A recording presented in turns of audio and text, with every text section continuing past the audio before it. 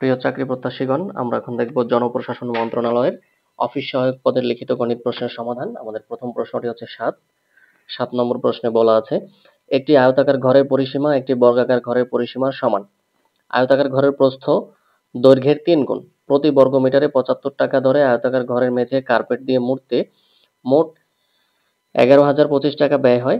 ৪০ centimetre বর্গাকার tiles দ্বারা বর্গাকার ঘরের মেঝে ঢাকতে কয়টি টাইলস লাগবে? তো এক্ষেত্রে আমাদের বের করতে হবে হচ্ছে বর্গাকার ঘরের মেঝে। এই বর্গাকার ঘরের মেঝে, আপনারা খেয়াল করেন, বর্গাকার ঘরের মেঝে যদি আমাদের নির্ণয় করতে হয় তাহলে আমাদের বর্গাকার ঘরের ক্ষেত্রফল বের করতে হবে। তো এই বর্গাকার ঘরের ক্ষেত্রফল বের করার জন্য আমাদের কি কি দরকার সেখান থেকে এখন আমরা শুরু করব। আমরা লিখি, মনে করি আয়তাকার ঘরের প্রস্থ এক্স মিটার। আয়তাকার ঘরের দৈর্ঘ্য কত হবে? আমাদের প্রশ্নে দেওয়া আছে আয়তাকার ঘরের প্রস্থ আয়তাকার ঘরের প্রস্থ হচ্ছে কি, প্রস্থ দেওয়া আছে, দৈর্ঘ্য হবে হচ্ছে প্রস্থের ৩ গুণ। তাহলে এখানে হচ্ছে ৩ গুণ 3x মিটার। তো আয়তাকার ঘরের ক্ষেত্রফল আমরা কিভাবে নির্ণয় করব? আমরা জানি দৈর্ঘ্য গুণন প্রস্থ, থ্রাইস x ইন্টু x সমান হচ্ছে 3x স্কয়ার, আমাদের হবে বর্গ মিটার। এই এখন হচ্ছে এই ক্ষেত্রফলটা আমাদের কি বলা আছে যে আয়তাকার ঘরের দৈর্ঘ্য হচ্ছে প্রস্থের ৩ গুণ। প্রতি বর্গ মিটারে যদি আমাদের ৭৫ টাকা দরে আয়তাকার ঘরের মেঝে কার্পেট দিয়ে মুড়তে আমাদের মোট খরচ হবে কত? ১১,০২৫ টাকা।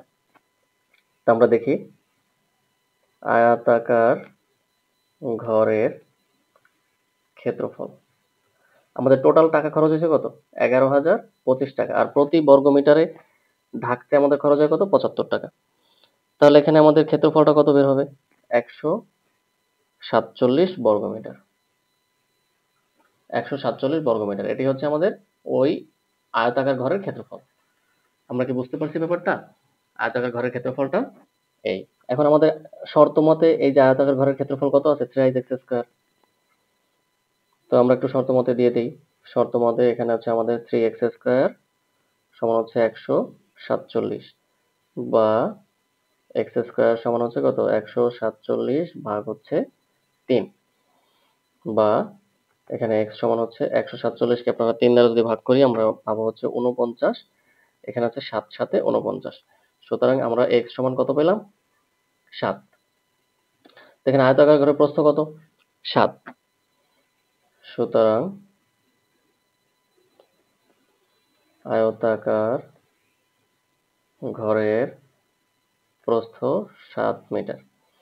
আয়তাকার ঘরের দৈর্ঘ্য কত হবে? এই যে দৈর্ঘ্য 3x, তাহলে কত? 3 গুণন 7 সমান হচ্ছে 21 মিটার। সুতরাং আয়তাকার ঘরের পরিসীমা সমান কি? 2 ইন্টু দৈর্ঘ্য যোগ প্রস্থ। এই দৈর্ঘ্য যোগ প্রস্থ, এটা হবে মিটার। তাহলে 2 28, 8 দুগুণে 16, 6 হাতে হচ্ছে 1, 2 দুগুণে 4 এর আগে 5, 56 মিটার। আমাদের প্রশ্নে কি বলা আছে? একেবারে শুরুতে বলা আছে একটি আয়তাকার ঘরের পরিসীমা একটি বর্গাকার ঘরের পরিসীমা সমান। তো সুতরাং আমরা কি লিখতে পারি? সুতরাং বর্গাকার ঘরের পরিসীমা 56 ভাগ 56। কারণ কি? আয়তাকার ঘরের পরিসীমাও যা, বর্গাকার ঘরের পরিসীমাও তাই। আমরা এখন বর্গাকার ঘরের এক বাহুর দৈর্ঘ্য নির্ণয় করব। বর্গাকার ঘরের এক বাহুর দৈর্ঘ্য এখানে হচ্ছে 56 ভাগ হচ্ছে 4। তাহলে আমাদের কত হবে? 4 একে 4, 4 এ 4 16 মিটার। এটা হচ্ছে আমাদের বর্গাকার ঘরের এক বাহুর দৈর্ঘ্য। তো এখন আমরা বর্গাকার ঘরের ক্ষেত্রফলটা বের করতে চাই। বের করি বর্গাকার ঘরের ক্ষেত্রফল। বর্গাকার ঘরের ক্ষেত্রফল কত হবে? 14 গুণন 14। তো 14 গুণন 14 হলে আমাদের 14 14 কত হয়? এটা আমরা একটু গুণ করি। 14 14 হচ্ছে আমাদের 196, 196 বর্গ মিটার। তো আমরা হচ্ছে বর্গাকার ঘরের ক্ষেত্রফলটা পেয়ে গেলাম। এখন হচ্ছে এই বর্গাকার ঘরটাকে আমরা কি করব? টাইলস আছে 40 সেন্টিমিটার বর্গাকার টাইলস আছে, সেই টাইলস দ্বারা হচ্ছে এই বর্গাকার ঘরটাকে ঢেকে দিতে হবে। তো কয়টা টাইলস লাগবে ঢাকতে? তো আমাদের এখানে টাইলসের ব্যাপারটা কি দেওয়া আছে, 40 সেন্টিমিটার বর্গাকার টাইলস। তাহলে আমরা লিখতে পারি টাইলসের এক বাহুর দৈর্ঘ্য। এখানে তার এক বাহুর দৈর্ঘ্য হচ্ছে 40 সেন্টিমিটার। যেহেতু আমাদের এখানে সবকিছু হচ্ছে মিটারে, তো আমরা টাইলসটাকে একটু মিটারে কনভার্ট করে নিব। এক্ষেত্রে 100 দ্বারা ভাগ, তাহলে আমাদের কত আসবে, 0.40 মিটার। তো বর্গাকার টাইলসের, এখানে আপনারা বর্গাকারটা একটু লিখে দেন। বর্গাকার টাইলসের এক বাহুর দৈর্ঘ্য, বর্গাকার টাইলসের ক্ষেত্রফল। এখানে আমরা বর্গাকার টাইলসের ক্ষেত্রফলটা নির্ণয় করব। 0.40 ইন্টু হচ্ছে 0.40 গুণন 4 4 হচ্ছে 16, তাহলে পয়েন্ট হচ্ছে 16 বর্গ মিটার। তাহলে এখন বর্গাকার ঘরটি ঢাকতে মোট টাইলস লাগবে। আমাদের মোট কতটি টাইলস লাগবে, আমাদের টোটাল ক্ষেত্রফল কত, 196। 196 ভাগ হচ্ছে কত, 0.16। 0.16 দ্বারা ভাগ করলে আমাদের হচ্ছে এখানে 1225টি। এই 1225টি টাইলস আমাদের হচ্ছে লাগবে। এটাই হচ্ছে আমাদের এই প্রশ্নের উত্তর। তো আপনারা এই যে 0.16 দ্বারা কিভাবে ভাগ করবেন এটা নিয়ে যদি টেনশনে থাকেন, এখানে একটু দেখে নেন। এই যে 196 ভাগ করবেন হচ্ছে কত দ্বারা, 0.16। এই 16 ভাগ হচ্ছে 100। এখন এই যে 196, এই 100 চলে যাবে উপরে, নিচে আসবে কত, 16। এখন আপনারা এটা দ্বারা এটা ভাগ করেন, ছোট ছোট করে ভাগ করেন। যেমন 4 এ 4 16, 4 25 100। এখন 4 দ্বারা এটাকে গুণ করতে পারতেন। 4 এ 4 হচ্ছে 16 17 18 19, 3 36, 4 নং 36। এখন 49 আর 25 গুণ করেন, সেই 1225 আসবে। এভাবে একটু করে নেবেন। তো আমাদের নেক্সট প্রশ্ন হচ্ছে 8 নম্বর প্রশ্নে আমাদের বলা আছে, একটি বাস ঘন্টায় 25 কিলোমিটার বেগে ঢাকার গাবতলী থেকে আরিচা গেল, আবার ঘন্টায় 30 কিলোমিটার বেগে আরিচা থেকে গাবতলী ফিরে এলো। যাতায়াতে বাসটির 5.5 ঘন্টা সময় লাগলো। গাবতলী থেকে আরিচার দূরত্ব কত? তো এক্ষেত্রে আমরা প্রথমেই হচ্ছে দূরত্বটা ধরে নিব। আমরা লিখি গাবতলী থেকে আরিচার দূরত্ব x কিলোমিটার। এখানে আপনারা একটু ধরে লিখে নেন। ধরি গাবতলী থেকে আরিচার মোট দূরত্ব হচ্ছে x কিলোমিটার। তো এখন আমরা লিখতে পারি শর্ত মতে সে হচ্ছে, আমরা প্রথমে চিন্তা করি হচ্ছে এটা হচ্ছে গাবতলী, এটা হচ্ছে আরিচা, এই টোটাল দূরত্বটা কত, x। তো প্রথমে হচ্ছে সেদিকে গেল, আবার নেক্সট হচ্ছে কি এদিক থেকে এদিকে আসলো। তো টোটাল দূরত্ব কত, প্রথমে হচ্ছে x, সে কত কিলোমিটার বেগে যাবে, 25 কিলোমিটার বেগে যাবে। ঠিক আছে, পাঠাই দিলাম। আবার এখন সে ফেরত আসবে, এক্ষেত্রেও তার x কিলোমিটার দূরত্ব অতিক্রম করবে, আর এক্ষেত্রে গতিবেগ হচ্ছে 30।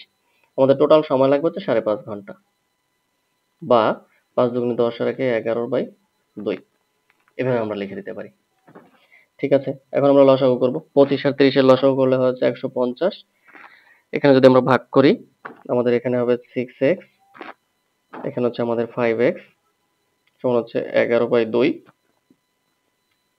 এখানে আমাদের উপরে হচ্ছে কত, 11x, নিচে হচ্ছে 150 সমান হচ্ছে 11/2। এই 11 11 কাটা যায়, 2 দ্বারা আমরা এটাকে কাটাকাটি করতে পারি। 7 দুগুণে 14, 5 দুগুণে 10, 75। সুতরাং আমাদের এখানে x সমান হচ্ছে 75 কিলোমিটার। তো আমাদের দূরত্বটা কত, 75 কিলোমিটার।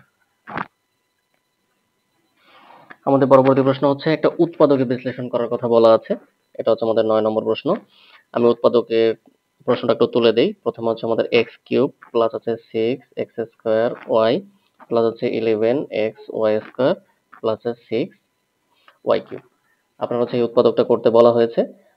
তো এই উৎপাদকটা আমরা যদি শুরু করি, তো এক্ষেত্রে আমাদের একটু ক্যালকুলেটিভ ওয়েতে করতে হবে।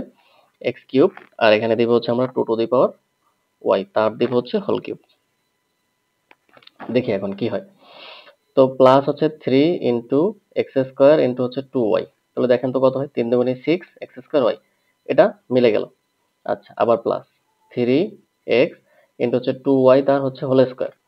তাহলে 2 দুগুণে 4, 3 4 12। এখানে 12টা এক্স ওয়াই স্কোয়ার, কিন্তু আমাদের আছে কয়টা, আমাদের 11টা এক্স ওয়াই স্কোয়ার আছে। তাহলে আমরা একটা বিয়োগ করে দিব, এক্স ওয়াই স্কোয়ার একটা বিয়োগ করে দিলাম। আর এখানে হচ্ছে আমরা ওয়াই কিউব দিলাম, 2y তার হোল কিউব। তাহলে এখানে আমাদের কয়টা হয়, 8টা ওয়াই কিউব। আমাদের আছে কয়টা, 6টা। তাহলে আমরা দুইটা বেশি লিখছি, তো এই দুটো বাদ দিয়ে দিই, 2y³ এই দুটো হচ্ছে আমরা বাদ দিয়ে দিলাম। আপনাদের কোনো অসুবিধা হলে আমাকে কমেন্টে জানান, আমি আপনাদেরকে রিপ্লাই দেওয়ার চেষ্টা করব। তো আমাদের x প্লাস 2y এটা হচ্ছে আমাদের হোল কিউব মাইনাস, এখান থেকে আমরা কি করতে পারি আপনারা একটু খেয়াল করেন, এখান থেকে কি আমরা y স্কয়ারটা কমন নিতে পারি। আমরা y স্কয়ার যদি কমন নেই তাহলে আমাদের থাকে কি, আমাদের থাকে হচ্ছে x প্লাস টোয়াইস y। এখন এই যে x প্লাস টোয়াইস y আর এটা, এই দুটোর মধ্যে থেকে একটা কমন যায় না? এই দুটোর মধ্যে থেকে একটা কমন যায় কিনা? হ্যাঁ যায়, 2y। তাহলে আমাদের আরেকটা থাকবে কত, x প্লাস 2y থাকলো আমাদের, x প্লাস 2y এটা হচ্ছে আমাদের a স্কয়ার আর এটা হচ্ছে মাইনাস y স্কয়ার। এখন এটা হচ্ছে আমাদের সেকেন্ড ব্র্যাকেট দিয়ে আটকানো। ব্যাস, এখন হচ্ছে a square minus b square, সহজ হিসাব, x প্লাস হচ্ছে টোয়াইস y।